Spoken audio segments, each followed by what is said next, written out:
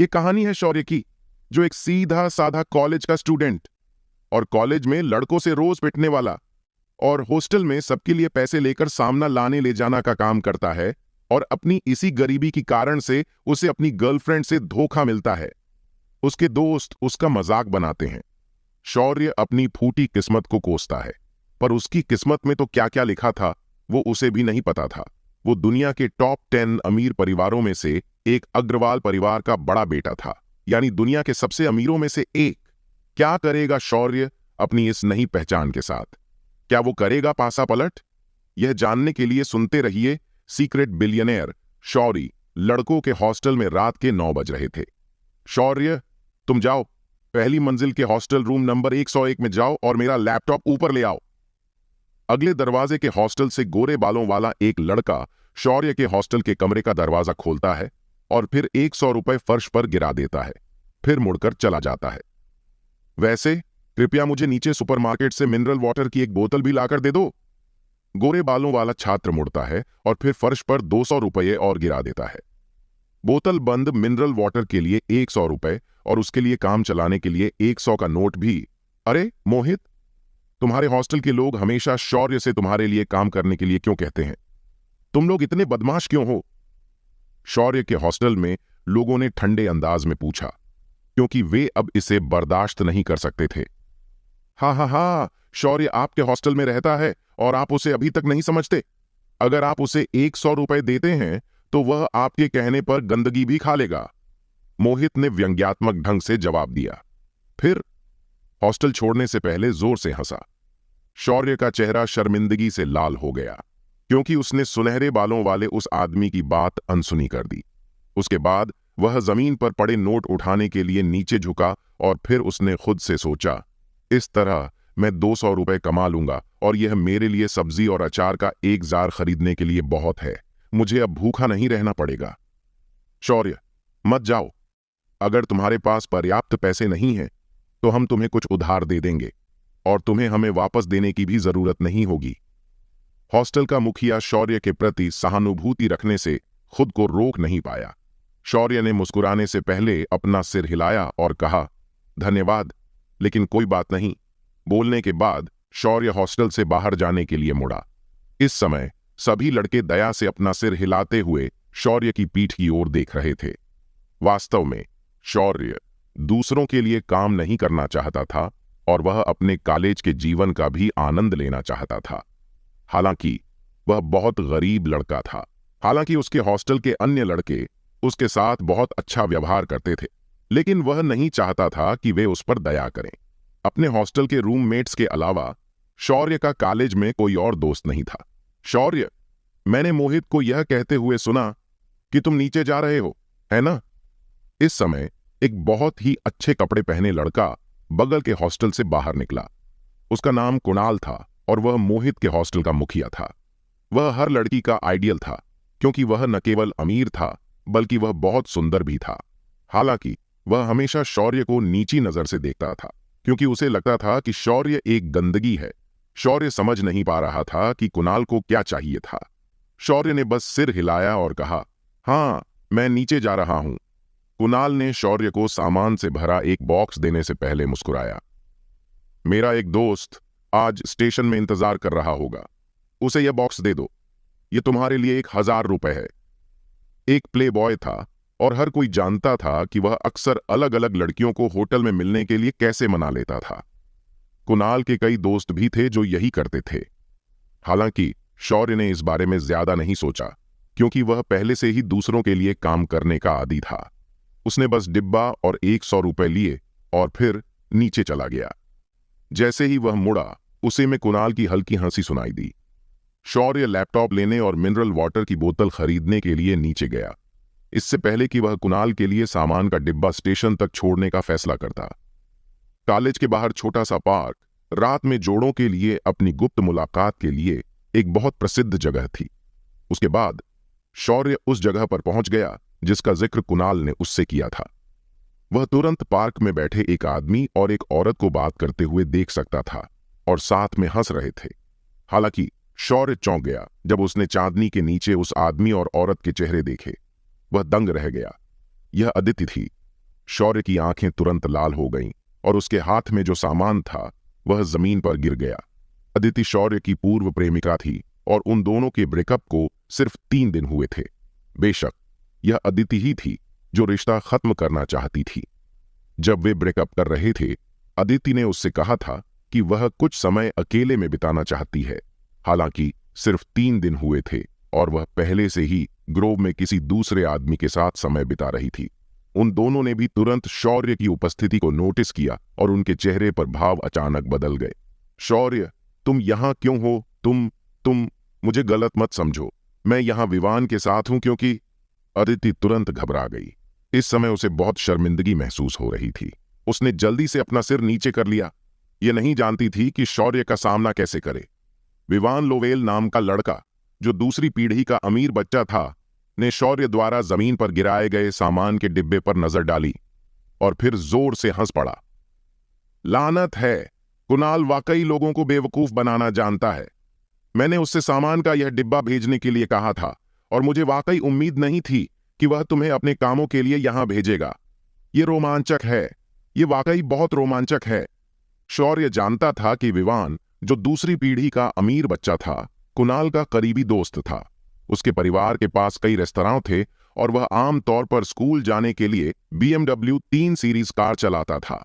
विवान की बातें सुनकर शौर्य सिर्फ अपनी मुट्ठियां कसकर बंद कर सका। पता चला कि कुणाल ने जानबूझकर ऐसा किया था।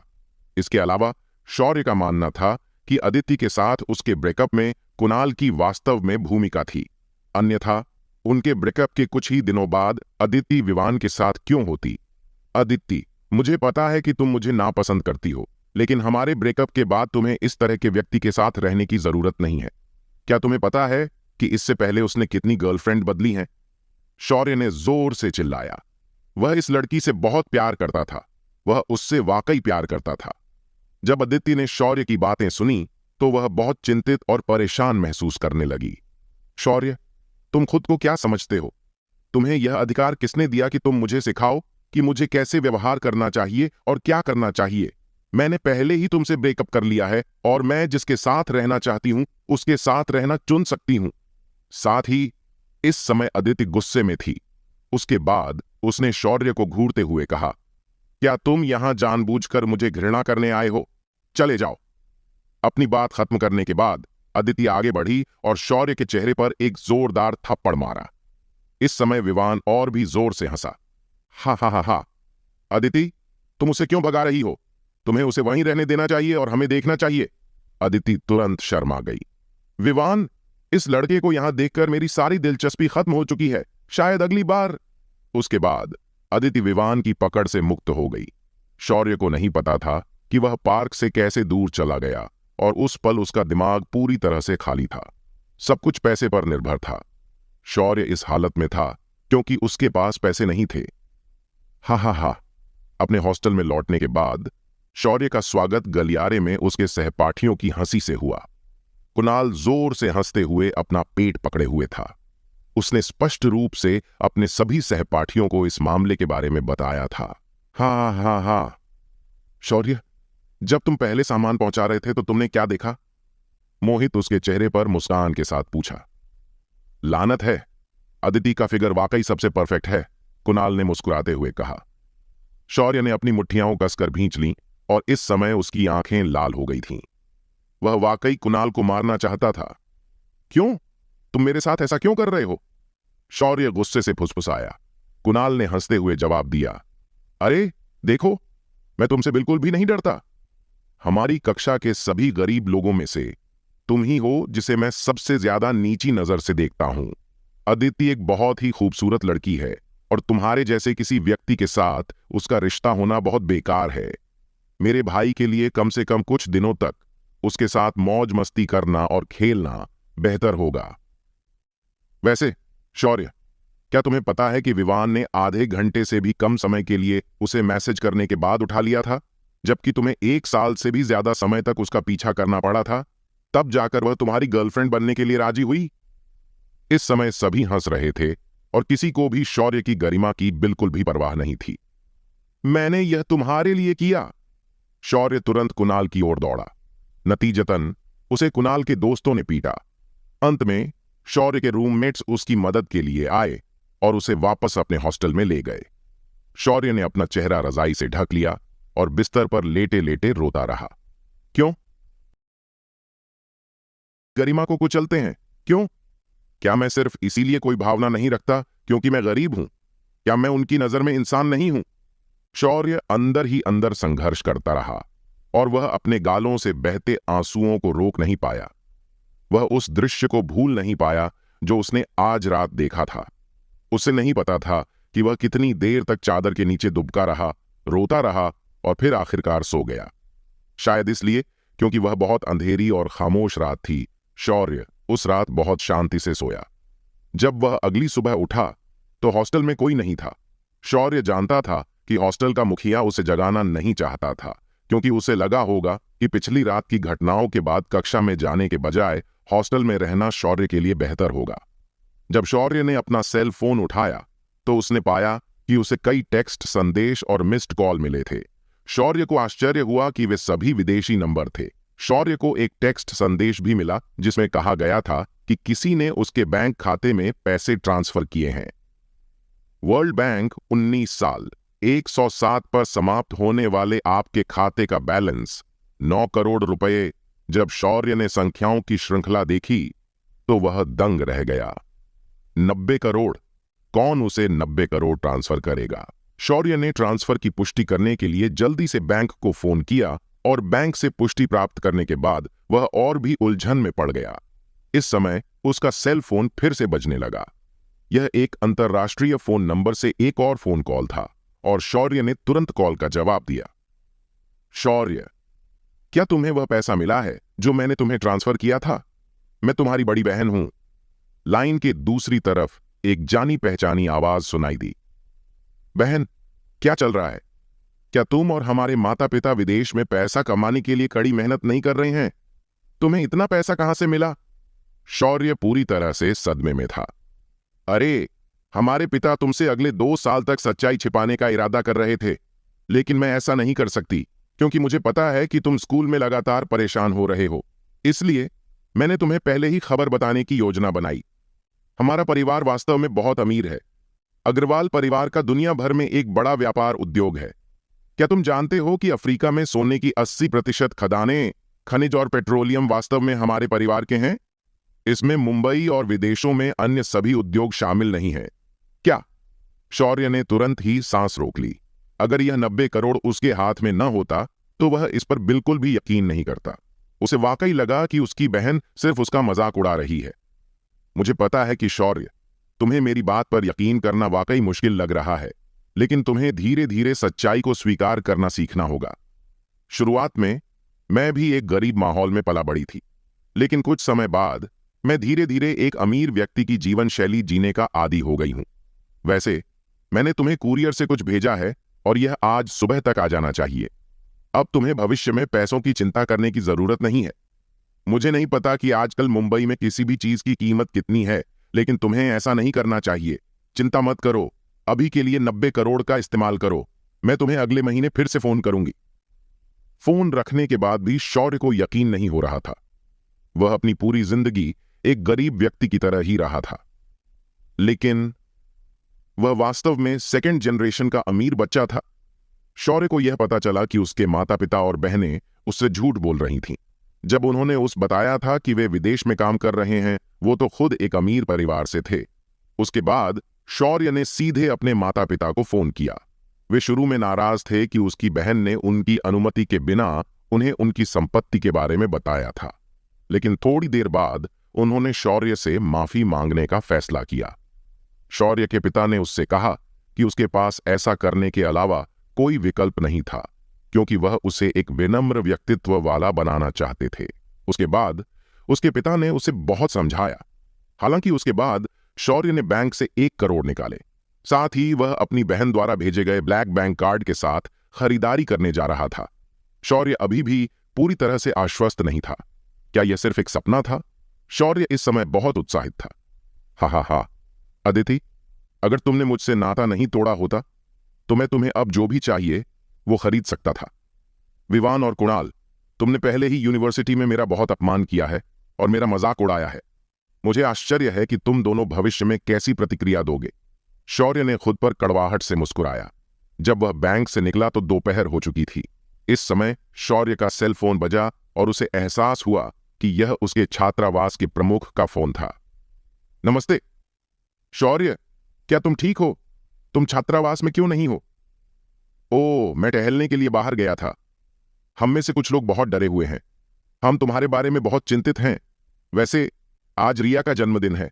चूंकि वह तुमसे संपर्क नहीं कर सकी, इसलिए उसने मुझसे तुमसे पूछने के लिए कहा है कि क्या तुम आज रात उसकी जन्मदिन की पार्टी में शामिल हो रहे हो। उसने कहा कि उसने कुछ दिन पहले ही तुम्हें अपने जन्मदिन के जश्न के बारे में बताया है। उसकी बातें सुनने के बाद शौर्य ने अपने फोन पर मिस्ड कॉल की सूची देखी, इससे पहले कि उसे एहसास हुआ कि उसने वास्तव में रिया के कुछ कॉल मिस कर दिए हैं। रिया शौर्य की क्लासमेट थी और न केवल वह बहुत सुंदर थी, बल्कि वह शौर्य के बहुत करीब भी थी। अदिति के अलावा रिया शौर्य की एकमात्र फ्रेंड थी। दरअसल शौर्य को याद आया कि कुछ दिन पहले रिया ने उसे अपने जन्मदिन के बारे में बताया था। हालांकि उसने कुछ नहीं कहा, क्योंकि वह कुछ दिन पहले से ही अपना पेट भरने के लिए संघर्ष कर रहा था। लेकिन अब शौर्य ने अपने सामान्य दोस्तों के समूह में एक सामान्य व्यक्ति की तरह रहने का फैसला किया। तो वह जन्मदिन की पार्टी में क्यों नहीं जाएगा? मुझे उसके लिए जन्मदिन का उपहार लेना है ना? फोन रखने के बाद शौर्य ने अपने चारों ओर देखा और एकमात्र चीज जिसने उसे आकर्षित किया वह थी हर्मीस की दुकान। यह एक विश्व प्रसिद्ध लग्जरी स्टोर था जिसमें बहुत ही शानदार सामान मिलते थे। भले ही यह बहुत महंगा था, शौर्य के कॉलेज से कई अमीर बच्चे यहां आना पसंद करते थे, मुख्यतः प्रतिष्ठा के कारण। शौर्य ने स्टोर में प्रवेश करने की योजना नहीं बनाई थी, लेकिन अचानक उसे universal global supreme shoppers card का ख्याल आया, जो उसकी बहन ने आज उसे भेजा था। इस समय उसे बहुत लालच महसूस हुआ। शुरू में वह पैसे खर्च करने में बहुत अनिच्छुक था, लेकिन जब उसने कार्ड के बारे में सोचा तो उसे लगा कि उसे करना चाहिए। गहरी सांस लेने के बाद शौर्य तुरंत हेमीज बुटीक स्टोर में चला गया। नमस्ते सर, मैं आपके लिए क्या कर सकती हूं? अंदर एक बहुत ही खूबसूरत सेल्स गर्ल ने शौर्य का बहुत विनम्रता से अभिवादन किया। हालांकि जब उसने शौर्य के कपड़ों पर नजर डाली तो उसकी आंखों में तिरस्कार का भाव था। फिर भी वह बहुत विनम्र थी। वह जानती थी कि इस स्टोर में प्रवेश करने वाला हर व्यक्ति आमतौर पर पहले इधर उधर देखता है, लेकिन उसे समझ में नहीं आया कि उसके जैसा कोई व्यक्ति उनके बुटीक स्टोर में क्यों प्रवेश करना चाहेगा। मैं पहले स्टोर के चारों ओर एक नजर डालूंगा, शौर्य ने तुरंत जवाब दिया। यह उसका पहला मौका था जब वह इस तरह के शानदार बुटीक स्टोर में गया था, इसलिए उसे वास्तव में नहीं पता था कि क्या खरीदना है। सेल्स गर्ल के चेहरे पर शौर्य को देखते ही एक ठंडी अभिव्यक्ति थी। विवान, क्या तुम मेरे लिए एक बैग खरीद सकते हो? इस समय एक जानी पहचानी आवाज शौर्य के कानों तक पहुंची और उसने देखा कि एक खूबसूरत लड़की स्टोर में चल रही है और उसने दूसरे आदमी की बांह पकड़ी हुई है। शौर्य के चेहरे पर अभिव्यक्ति तुरंत बदल गई जब उसने पीछे मुड़कर उस जोड़े को देखा। ये कोई और नहीं बल्कि विवान और अदिति थे। नमस्ते, क्या ये आपकी गर्लफ्रेंड है मिस्टर विवान? वह वाकई बहुत खूबसूरत है। जैसे ही शौर्य के पास खड़ी सेल्स गर्ल ने विवान को देखा, उसके रवैये में एक 180 डिग्री का बदलाव आया और उसने अपने चेहरे पर मुस्कान के साथ उसका अभिवादन किया।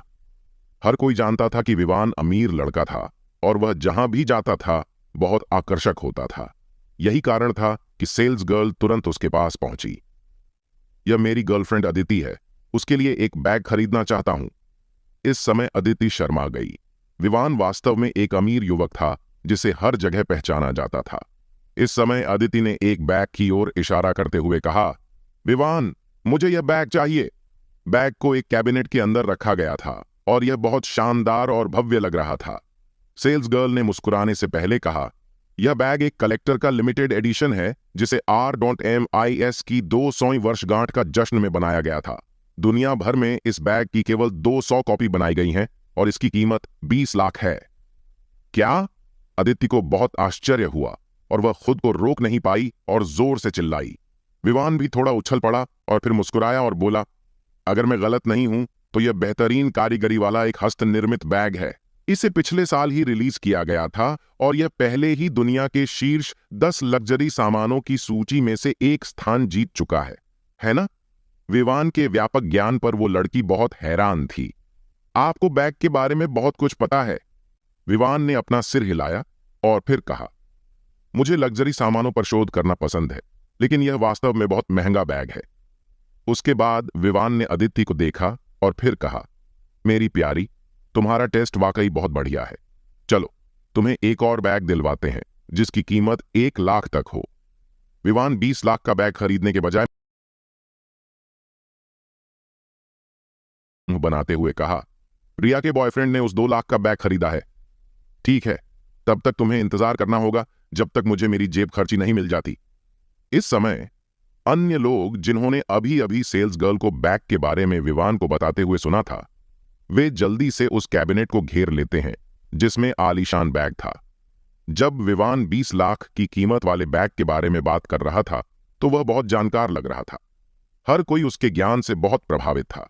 जब शौर्य ने देखा कि सेल्स गर्ल पहले ही उसे अकेला छोड़ चुकी है तो वह अब बुटीक शॉप में नहीं रहना चाहता था, क्योंकि वह नहीं चाहता था कि अदिति उसे देखे।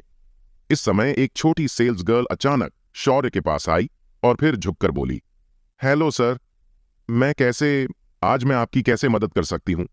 ऐसा लग रहा था कि उसने अभी अभी सेल्स गर्ल के तौर पर काम करना शुरू किया है। वह अभी भी थोड़ी डरपोक थी। हालांकि इससे शौर्य का दिल खुश हो गया क्योंकि वह बहुत विनम्र थी। ओह, मैं किसी को जन्मदिन का उपहार खरीदना चाहता हूं, शौर्य ने तुरंत जवाब दिया।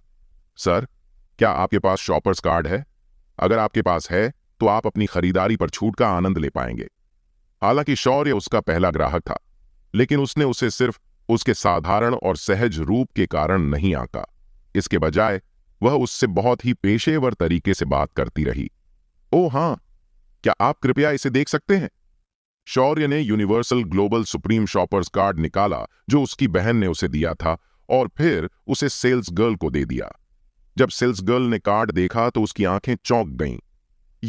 यह black gold card? Sales girl हैरानी और अविश्वास में शौर्य को देखती रही। यह युवक एक साधारण छात्र की तरह लग रहा था, न कि कोई प्रसिद्ध अमीर आदमी। उसके पास ब्लैक गोल्ड कार्ड कैसे हो सकता है? शौर्य उलझन में पड़ गया और उसने पूछा, ब्लैक गोल्ड कार्ड क्या होता है? यह एक सर्वोच्च स्तर का कार्ड है और आप इस कार्ड पर 100 करोड़ तक खर्च कर सकते हैं, जबकि प्रत्येक लेन देन के लिए न्यूनतम राशि 10 लाख। सर, शौर्य इस समय और भी उलझन में था। वह जानता था कि उनका परिवार अमीर है, लेकिन वह नहीं जानता था कि वे इतने अमीर हैं। सर, हमारे स्टोर में वर्तमान में जो आइटम हैं, उनके आधार पर आप इस ब्लैक गोल्ड कार्ड का उपयोग इस दुकान में किसी भी नियमित लग्जरी सामान पर नहीं कर सकते। हालांकि यदि आप कलेक्टर के लिमिटेड बैग को पसंद करते हैं तो आप आसानी से न्यूनतम लेन देन राशि तक पहुंच सकते हैं। मैं इसे अभी आपके पास लाकर देती हूं। सेल्स गर्ल ने तुरंत जाने से पहले फिर से झुककर प्रणाम किया। उसी समय अदिति और विवान अभी भी बुटीक स्टोर के चारों ओर देख रहे थे, क्योंकि वे अपने चेहरे पर प्रशंसा के भाव के साथ सभी बैग की जांच कर रहे थे। युवा सेल्स गर्ल ने कलेक्टर के लिमिटेड बैग को बाहर निकालने से पहले कैबिनेट को अनलॉक किया। उस दूसरी ने तुरंत भौहें सिकोड़ी और फिर कहा, ये अब तुम क्या सोच रही हो? दूसरी लड़की ने पलटकर जवाब दिया, मैं एक ग्राहक को यह बैग दिखाना चाहती हूं। क्या यह ऐसा बैग है जिसे आपको किसी भी ग्राहक को दिखाना चाहिए? आप इसे किसे दिखा रहे हैं? पहली लड़की ने उस दूसरी सेल्स गर्ल को घूरते हुए भौहें सिकोड़ी। उस दूसरी लड़की ने शौर्य की दिशा में देखा और सम्मानपूर्वक कहा, यह सज्जन यहां हैं। विवान और अदिति भी उस दिशा में देखने के लिए मुड़े जिस ओर सेल्स गर्ल इशारा कर रही थी। फिर वे जोर से हंस पड़े। हा हा हा। शौर्य को देखकर विवान अपनी हंसी नहीं रोक पाया। अगर वह रोक पाता तो हंसते हंसते जमीन पर लोटपोट हो जाता। तुम किस बारे में बात कर रहे हो? वह आदमी कलेक्टर एडिशन बैग देखना चाहता है? विवान ने शौर्य की ओर अपनी उंगली दिखाते हुए पूछा। यह विवान के लिए एक बड़ा मजाक था। विवान ने अपने चेहरे पर तिरस्कारपूर्ण भाव के साथ शौर्य को देखा और शौर्य को इस समय थोड़ी शर्मिंदगी महसूस हुई, क्योंकि वहां लोगों की भीड़ उसे घूर रही थी। पहली सेल्स गर्ल के चेहरे पर भी एक बदसूरत भाव था जब उसने कहा, क्या तुम्हें सच में लगता है कि यह आदमी हमारे बुटीक स्टोर में कोई भी बैग खरीदने में सक्षम होगा? तुम किससे मजाक कर रही हो? नहीं मानसी, उस ग्राहक के पास ब्लैक गोल्ड कार्ड है। वह हमारा वीआईपी ग्राहक है। हा हा हा। विवान फिर से जोर से हंसा। एक वीआईपी ग्राहक? वह एक प्रसिद्ध कंगाल है हमारे कॉलेज में। अदिति ने भी घृणा से शौर्य को घूरते हुए कहा, शौर्य, क्या तुम्हें खुद पर शर्म नहीं आती? तुम इस जगह को तुरंत क्यों नहीं छोड़ देते? हा हा हा। शौर्य ने इधर उधर देखा क्योंकि लोगों की भीड़ उसका मजाक उड़ा रही थी। युवा सेल्स गर्ल भी बहुत मुश्किल स्थिति में थी क्योंकि मानसी घृणा से शौर्य को घूर रही थी। इस समय शौर्य काउंटर पर अपना ब्लैक गोल्ड कार्ड रखने से पहले बस काउंटर पर चला गया। मैं आज वह कलेक्टर एडिशन बैग खरीदूंगा। अब आगे क्या होगा? क्या शौर्य वो बैग खरीद पाएगा? जानने के लिए सुनते रहिए सीक्रेट बिलियनेयर शौर्य सिर्फ और सिर्फ वीके स्टोरी वर्ल्ड पर। शौर्य, तुम अमीर होने का नाटक क्यों कर रहे हो? अदिति ने तिरस्कार पूर्वक पूछा। हालांकि शौर्य द्वारा काउंटर पर ब्लैक गोल्ड कार्ड रखने के बाद मानसी, जो कि पहली सेल्स गर्ल थी, चौंक गई। लग्जरी स्टोर के लिए यह universal global supreme shoppers card दुनिया के सबसे अमीर और शक्तिशाली परिवारों के लिए ही उपलब्ध था। इसमें कोई संदेह नहीं था कि ब्लैक गोल्ड कार्ड का मालिक वास्तव में बहुत अमीर और शक्तिशाली था। दूसरी तरफ प्रीति, जो बाद में शौर्य को अटेंड करने के लिए आई थी, जल्दी से कार्ड रीडर को काउंटर पर ले आई। उसके बाद शौर्य ने कार्ड रीडर में पासकोड के रूप में अपना जन्मदिन दर्ज किया और लेन देन सफल रहा। लेन देन सफलतापूर्वक पूरा हो गया। हे भगवान! भीड़ में मौजूद हर कोई हैरान था। हे भगवान, क्या इस छोटे लड़के ने अभी अभी 20 लाख का हर्मीस कलेक्टर एडिशन बैग खरीदा है? वो वाकई बहुत अमीर है। क्या यह सच में इतना अमीर लड़का है? हर कोई शौर्य को हैरान आंखों से देख रहा था। इस समय विवान भी अविश्वास में शौर्य को देख रहा था। यह फटीचर इतना अमीर कैसे हो सकता है? उसके दिल में एक तेज दर्द महसूस हो रहा था। अब वह एक जोकर से ज्यादा कुछ नहीं लग रहा था। इस समय अदिति के चेहरे पर अविश्वास का भाव था। तुम शौर्य, तुम्हें यह कार्ड कहां से मिला? वह जब चाहे 20 लाख का बैग कैसे खरीद सकता था? अदिति को यकीन नहीं हो रहा था कि शौर्य के पास universal global supreme shoppers card भी है। यहां तक कि वह कार्ड भी अपने आप में बहुत कीमती था। शौर्य ने अदिति की तरफ देखा लेकिन उसने कुछ भी नहीं कहा। वह अभी भी अपने दिल में एक तेज दर्द महसूस कर सकता था, लेकिन वह अदिति के प्रति अभी भी बहुत रूढ़ था। इस समय शौर्य ने अपने दिल में सोचा, मेरी बहन ने ही मुझे यह कार्ड दिया था और मैं वास्तव में 20 लाख तक की कीमत वाली कोई चीज खरीद सकता हूं। सर, मैं इस आइटम को तुरंत आपके लिए पैक कर दूंगा। कृपया 10 मिनट तक प्रतीक्षा करें। यह एक बहुत ही शानदार प्रोडक्ट है, इसलिए हमें यह सुनिश्चित करना चाहिए कि बैग की पैकेजिंग एकदम सही हो। शौर्य को लोगों की भीड़ से बहुत अजीब फील कर रहा था। पैकिंग होने के बाद शौर्य ने बैग को अपने हाथ में लिया और तुरंत जाने के लिए तैयार हो गया। 1 मिनट रुको, वहीं रुक जाओ। विवान के चेहरे पर एक बदसूरत भाव था जब वह शौर्य को जाने से रोकने के लिए उसके सामने चला गया। तुम्हें क्या चाहिए? शौर्य ने ठंडे अंदाज में पूछा। विवान ने शौर्य के हाथ में ब्लैक गोल्ड कार्ड की ओर इशारा करने से पहले नाक सिकोड़ी। मुझे संदेह है कि तुमने इस ब्लैक गोल्ड कार्ड को इसके मालिक से चुराया है। आखिरकार आजकल किसी का पासवर्ड या पासकोड चुराना इतना मुश्किल नहीं है। उसके बाद विवान ने मानसी की ओर देखा और कहा, मानसी, मैं आपको सलाह दूंगा कि तुम इस मामले की जांच के लिए तुरंत अपने मैनेजर को बुलाएं। अगर यह कार्ड वास्तव में चोरी हो गया था तो जब यह मामला उजागर होगा तो यह आपके बुटीक स्टोर का नाम बदनाम होगा। इस समय अदिति को होश आया और उसने जल्दी से कहा, हाँ मानसी, शौर्य जैसे कंगाल के पास इतना बढ़िया कार्ड कैसे हो सकता है और वह इतना महंगा बैग कैसे खरीद सकता है? अदिति को अभी भी विश्वास नहीं हो रहा था। मानसी को लगा कि वे जो कह रहे थे वह पूरी तरह से सही था, इसलिए उसने शौर्य की ओर देखा और कहा, सर, कृपया यहां एक पल रुकें, हमारा मैनेजर तुरंत यहां आएगा। उसके बाद सभी ने शौर्य का रास्ता रोक दिया, जैसे कि वे किसी धोखेबाज को भागने से रोकने की कोशिश कर रहे हों। शौर्य ने वास्तव में यह उम्मीद नहीं की थी कि वह सिर्फ एक बैग खरीदने के लिए इतनी परेशानी खड़ी कर देगा। हालांकि वह जानता था कि वह चाहकर भी अब नहीं जा पाएगा। वह सिर्फ यहां खड़ा रह सकता था और स्टोर मैनेजर का धैर्यपूर्वक इंतजार कर सकता था। बहुत जल्द 30 की उम्र वाली एक महिला जो बहुत ही शानदार कपड़े पहने हुए थी, लोगों की भीड़ के सामने प्रकट हुई। मानसी ने तुरंत मैनेजर से कहा कि उसे संदेह है कि शौर्य एक धोखेबाज है जिसने किसी और का ब्लैक गोल्ड कार्ड चुराया है। मैनेजर ने शौर्य की ओर देखा और फिर कहा, मुझे खेद है सर, लेकिन अगर आपको कोई आपत्ति न हो तो क्या आप कृपया मुझे अपना ब्लैक गोल्ड कार्ड चेक करने की अनुमति देंगे? वह बहुत विनम्र और सम्मानजनक थी क्योंकि वह स्टोर की मैनेजर थी और वह अपने ग्राहकों को सिर्फ उनके दिखावे से नहीं आंकती थी। शौर्य इस समय बहुत असहाय महसूस कर रहा था और वह बिना कुछ कहे अपना कार्ड मैनेजर को सौंप सकता था। मैनेजर ने एक विशेष कार्ड रीडर निकाला। उसके बाद उसने कुशलता से कार्ड को अंदर रख दिया। सर, क्या आप कृपया मुझे अपना अंतिम नाम बता सकते हैं? मैं आपकी पहचान संख्या भी जानना चाहूंगी। महिला मैनेजर ने सम्मानपूर्वक अनुरोध किया। मेरा नाम शौर्य क्रॉफोर्ड है और मेरी बहन का नाम जेसिका क्रॉफोर्ड है। हालांकि उसकी बहन ने उसके कार्ड के पासकोड के रूप में उसकी जन्मतिथि डाली थी, शौर्य को यकीन नहीं था कि कार्ड उसके नाम पर है।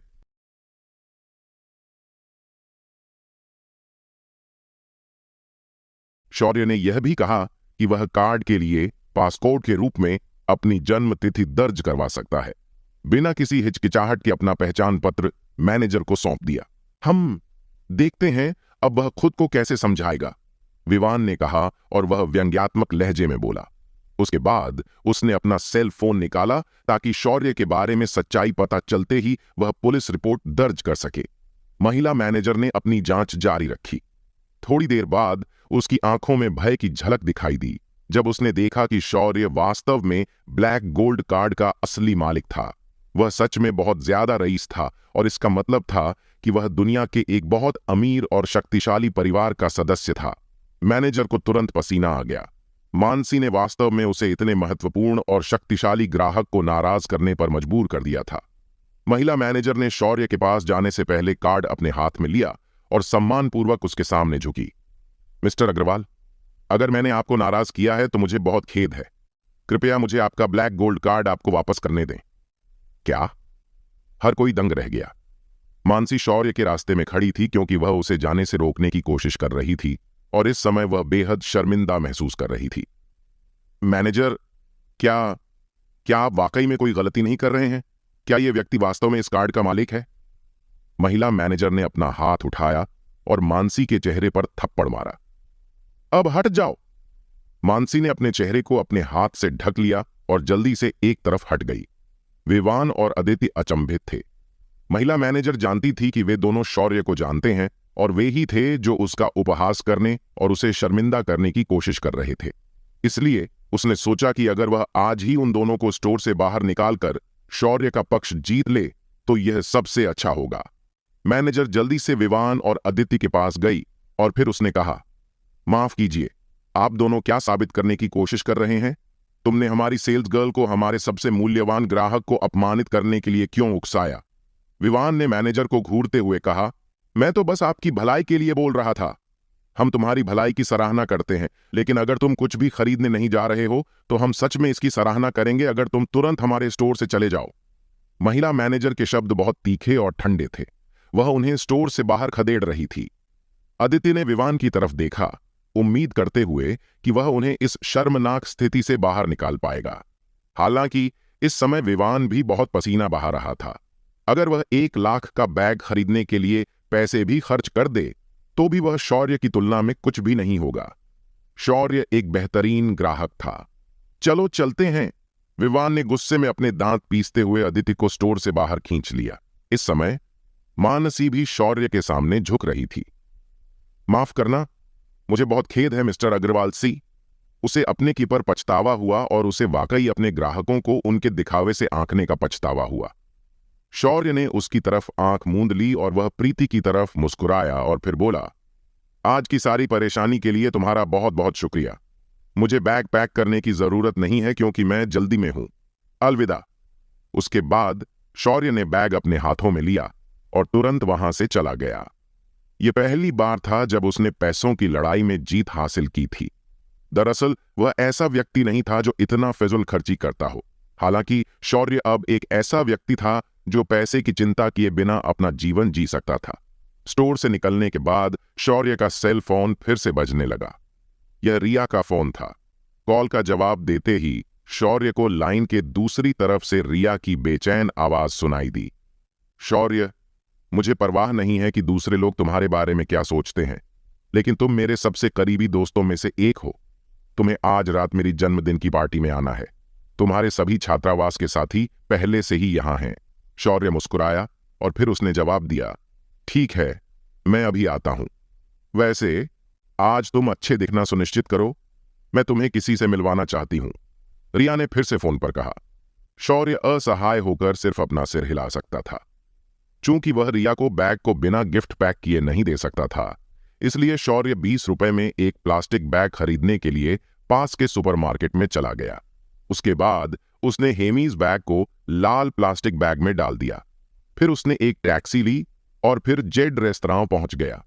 इस समय जेड रेस्तरां में रिया ने फोन रख दिया और फिर अपने बगल में बैठी लंबे बालों वाली लड़की को देखकर मुस्कुराई। वह लड़की बहुत ज्यादा खूबसूरत थी। प्रिया, शौर्य मेरा बहुत करीबी दोस्त है। वह बहुत अच्छा और होशियार है। मैं बाद में तुम्हें उससे मिलवाना चाहूंगा। प्रिया ने अपने ईयरफोन पहने हुए थे और संगीत सुनते हुए अपने पैर हिला रही थी। वह वास्तव में बहुत सुंदर थी। ठीक है। प्रिया, रिया बचपन की दोस्त थीं जो एक साथ बड़ी हुईं और उन्होंने एक ही विश्वविद्यालय में पढ़ाई की, भले ही वे अलग अलग क्षेत्रों में पढ़ाई कर रही थीं। चूंकि आज रिया का जन्मदिन था, इसीलिए उसने प्रिया और उसके कुछ छात्रावास के दोस्तों को उसके साथ अपना जन्मदिन मनाने के लिए आमंत्रित किया था। इस समय रिया को यह भी पता था कि भले ही प्रिया बहुत सुंदर थी, लेकिन वह हाई स्कूल से ही सिंगल थी और फिलहाल वह एक बॉयफ्रेंड की तलाश में थी। प्रिया ने जूस की बोतल खोली और उसे शालीनता से पिया। तभी दरवाजा खुला। कौन आया था वहां? क्या यह शौर्य था? क्या होगा इस पार्टी में? अब आगे क्या होगा, यह जानने के लिए सुनते रहिए सीक्रेट बिलियनेयर शौर्य सिर्फ और सिर्फ वीके स्टोरी वर्ल्ड पर।